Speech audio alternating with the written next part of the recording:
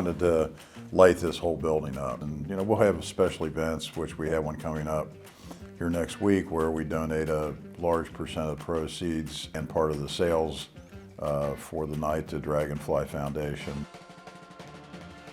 We had initially tried a company that did color into our lights, but unfortunately the depth and the height of the colors and changing was just totally insufficient for what we were trying to accomplish.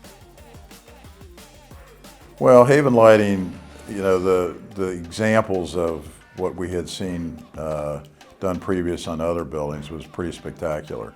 Whether it's a Bengals game or a Reds game or an FC game, capabilities allow us to do, the blue and orange and the red and St. Patrick's Day green. I mean, it's the flexibility that allows is pretty spectacular. So, and very easy. You do it all on your phone.